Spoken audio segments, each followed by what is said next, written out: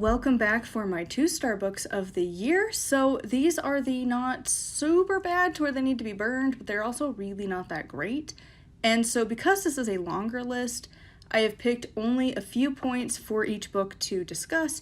If you want the full discussion, obviously go watch the full reviews. I will have them linked down below. So the first book I wanted to talk about is Strength Finders 2.0 by Tom Rath. So the thing with this book is that it is really just promo. It's so, as you're reading it, it just is like scammy and like basically the whole point of the book is buy my stuff. And it's just a giant promo for his expensive test. And I'm sorry if there are a bunch of cuts in this. The office cat has decided to be a menace today. And I had my phone up on my like little keyboard protector and was recording there, and now she's decided that is where she should sit, so I have to hold my phone, and she still demands pets and is trying to knock my laptop over, and just all the joys that is having an office cat. So anyways, back to the point of the book. So for this book, the last thing that I wanted to talk about that really bothered me is that the code that you get when you buy this, like, pretty much just promo of a book, is that you can only use it once. And I don't love that because the test is super expensive for what you're getting out of it. And like, it just felt so like MLM, pyramid scheme, just scammy all the way around. So the next book I wanted to talk about is The Norse Shaman, Ancient Spiritual Practices of the Northern Tradition by Llewellyn, and I don't know how to say that last name, so I'm just, once again, not going to even try. So the first thing about this book is that it feels like you really need to research every single point brought up on your own, because you never know if the author is just kind of pulling things out their butt or if it's actually valid. You really don't know. And she makes a lot of sweeping statements on how things were done in the past that, like, we don't know. There's no way to know that, really. And, you know, I trust more from the people who aren't invested in it as, like, a spiritual practice. And when they say we don't have any evidence of stuff, I kind of trust them. And she also puts a really heavy emphasis on what the ancestors supposedly did. That's 99% of this book, and we don't actually know that that's true. So that bothered me immensely for this one. So the next one is The 9 Doors of Midgard. This was the most hate-filled comment section ever. And so for my handful of usual commenters, you were fine, but I was getting pretty regular hate-filled comments on this particular book, to the point that I finally got fed up after quite a few months of it, that I was like, you know what? No. Disable comments. And it's only on that one. And a handful of other ones that I'll either delete them or I've had to disable comments. And this was the first one I really had to actually decide to be like, nope. And the reason is, all of my issues with the book, they're still there, but it's the community attached. His community, I feel like, is one of the most toxic out of any. And I am including the law of attraction people that say you can cure cancer by just thinking positively, because these people, the people from the 9 Doors of Midgard, are so hateful and so toxic, and, like, not to stereotype, but so far it's been the same.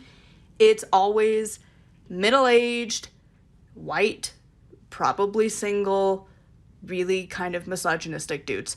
Like, they are super sexist, typically racist.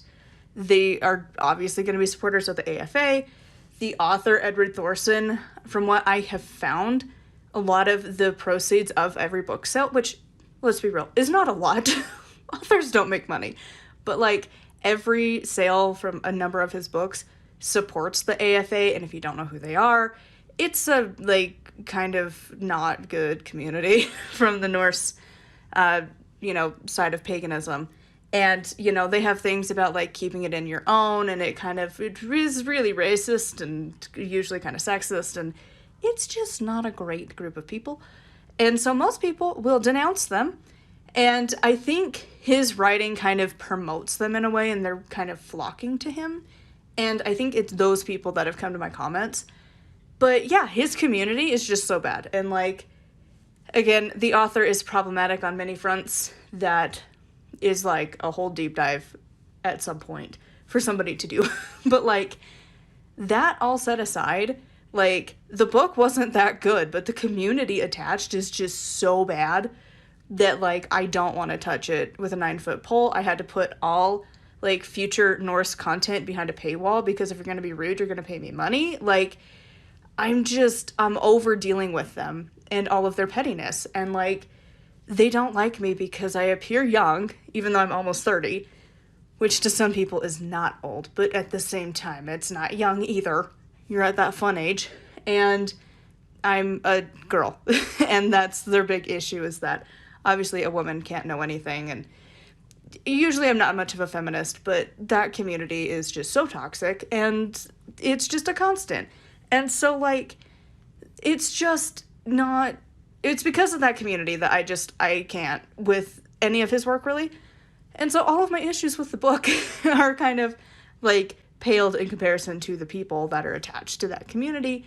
And really, the book is only for people interested in his tradition. So if you're, like, it's only for his community anyways. So, like, it just solidifies its place as a 2-star. Moving along, we have got The Wicca Handbook by Aline Holland. Now, the first thing that really stood out about this book is that she goes on and on about how people have all of these misconceptions about what witches are and what Wiccans are, and then immediately puts other people down, specifically Satanist groups, with the exact same thing. And it's like, I can't take you seriously if you're gonna be putting other people down the exact same way you're mad that people are putting down your beliefs. So that was really, like, obnoxious, because, like, we have Satanist neighbors. They're fine. They're not sacrificing people in the backyard. Their animals are cute and fluffy and say hello when our dog walks by. Like, they're fine. And of course there's going to be, like, fanatics in any group, but the fact that she didn't do any research and was just using that as like but you know, we're not them. It was just awful. And then the whole book is just very much my way only, and is just her way of how you're supposed to be a Wiccan and therefore a witch. And just, the overall was just not my thing. So the next one is Meditations for Healing. Now this one, I just felt like it needed to be in a different format. Personally, I don't get why you would write meditations instead of just put it as an audio form. Whether it's back in the day, cassette, CD, nowadays have like an MP3, or I think we're on now actually MP4 download. Like, do something like that over a book. The other thing about this book is that it is very much the law of attraction can cure very, very big diseases, and that's just not great. It sets a really high expectation that is probably not going to happen, such as, wow, I had incurable terminal cancer, and then I did this, and then I'm fine. That is just very dangerous to be telling people. I don't like any author that includes that kind of stuff. Sometimes it could happen, sure, but it's super rare, and we need to present it as such, not as a, but if you're good enough, it will work.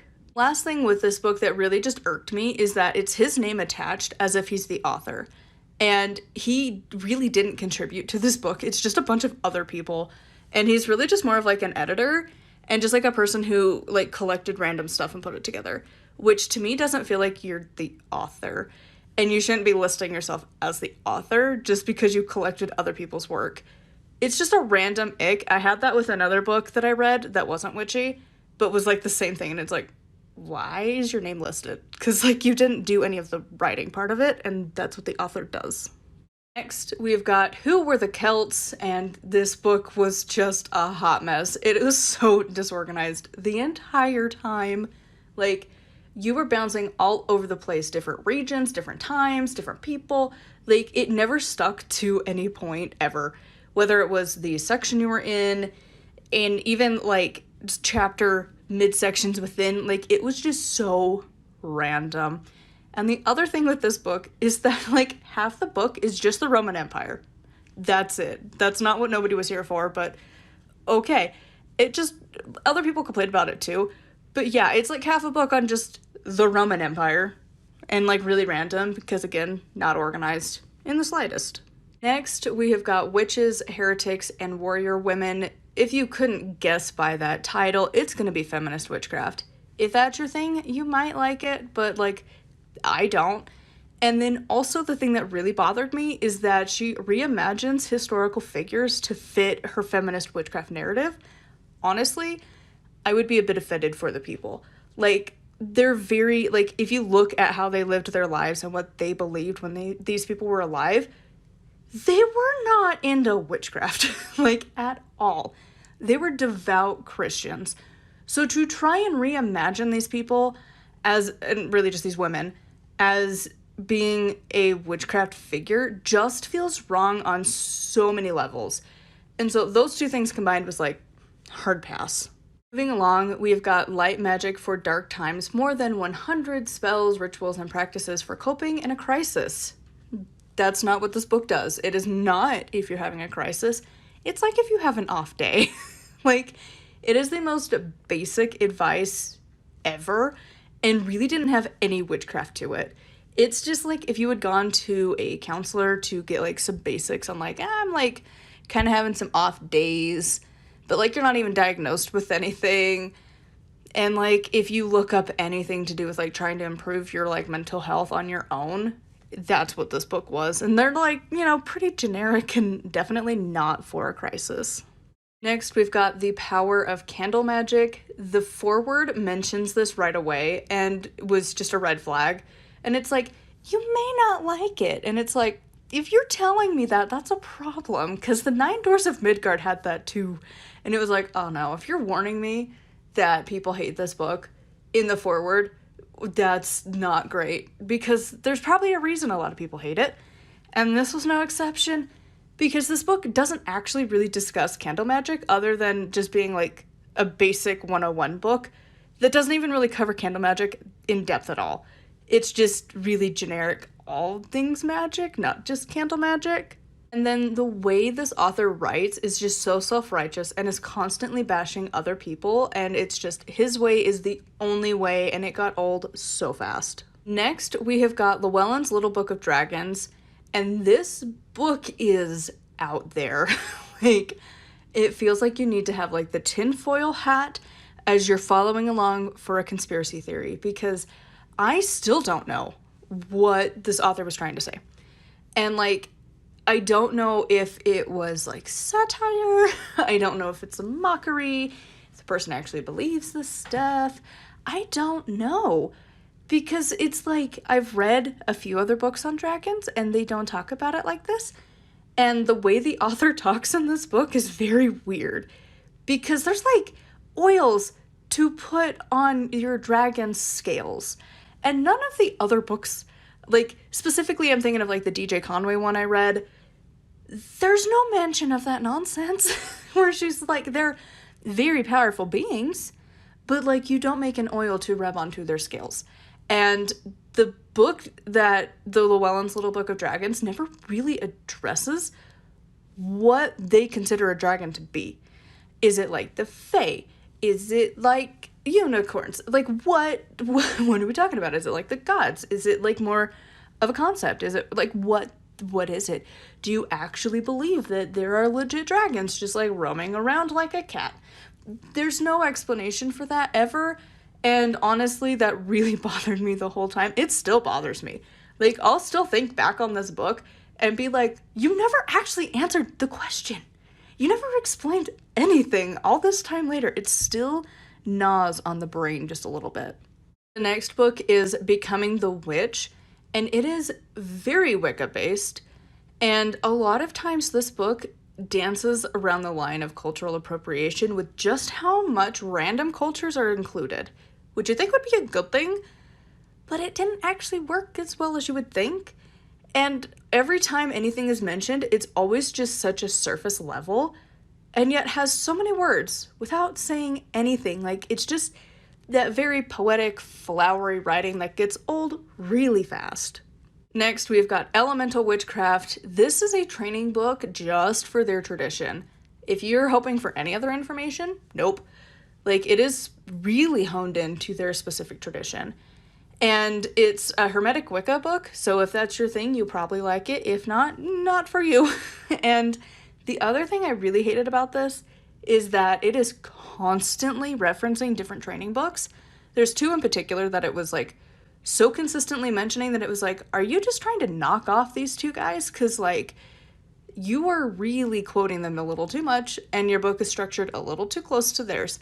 And that is the one by Timothy Roderick, which is like Wicca, A Year and a Day or something like that, and then Pensac series, which I've been going through on Patreon, but like, this book is so similar to those two, it's kind of like, I don't know how much is your own idea anymore, because it's like, you can set up your own training style, that'd be okay. It just, because I've read all the other two, that it's like, this feels like you're trying too hard to be the other people. So then we come to Standing and Not Falling. This book was awful. It took so much to get through. So this author is like truly obsessed with your biological ancestry. Like, that is the majority of the book focus, and it's kind of weird. Like, I'm not a huge fan of it because like adoption is a thing, but like, he is really obsessed with it, and he's like really into like your ancestral debt, which I don't love, where it's like, because your ancestors were dicks, therefore it's your problem, which even if your ancestors are, you know, like alive, it's not your fault if like your father or your grandfather was a dick. Like, it's not your fault. You can be different. You don't need to hold their decisions for yourself and have that debt forever, which is what he kind of promotes. But like further generations back, but if you put it in a more like recent context where people are alive, it's like, why do you need to have their debt? Anyways, there's that point, and then also the big one is that I personally don't believe he could trace his ancestry back to the last ice age. It was giving me the like Mormons who trace, or I don't even know if it's just the Mormons, maybe other Christians do this too, but like able to trace their genealogy back to like Noah and then eventually all the way back to Adam and Eve. Same vibes. So the next one is The Hearth Witch's Garden Herbal, and this book is very strong on like fear-mongering and guilting you with environmentalism. Like, one of the examples that really stood out was like trying to guilt people for like using tools in their gardens and like their yard. And it was like, really? Like, that's the thing you're gonna, okay. And then once you actually get to the rituals and spells and stuff, they're very lackluster, to say the least. Like, the one was about like how to get rid of rats, and I share it fully in the review, but like, it still is like, it lingers in the brain sometimes of like, really? Like, that's, you sat down, wrote that, decided that was good, and your editor decided that was a good idea too. Okay, sure. The next two are ones that I have just very recently talked about. So the first one is Inner Witch. It's okay, but really it's just trendy witchcraft aimed at teenagers and like really young 20s, and is just not great. The one in particular was that you have a fashion chakra, and that you should use current living people as generic archetypes like Beyonce. So just, no. The last entry is The Holy Wild. This book was not it for me. So first of all, she claims that it's a heathen Bible for untamed women, but heathen has kind of been claimed by like the Norse community, like the Norse pagans, so that felt a little like, I know you can't like claim a word, but like it's kind of been claimed. So that kind of bothered me a bit, but like besides that, it reads like slam poetry so much that like she is saying so many words without saying anything, and that got really old. And it's very feminist witchcraft, but like also like trying to reclaim like your Christian like background. Like, if you were Christian, moved over to being a feminist witch, and then you want to bring those figures into your witchcraft, like Bible figures, that's what this book is, and that just was not for me at all. So anyways, I hope you enjoyed listening to my 2-star books of 2023. Sorry if this is really rambly and I'm talking really fast and just a little all over the place. Office Cat has been trying to get into everything the whole time I have been trying to record, so I have to keep stopping and starting and making sure she's not eating cords and trying to knock over my laptop and trying to attack the mouse and trying to eat pens. It's been a magical journey trying to record this today. So anyways, huge thank you as always to my patrons, and for those of you watching along, thank you for liking and commenting and subscribing and all of that jazz. And I will see you all tomorrow for my 3-star books.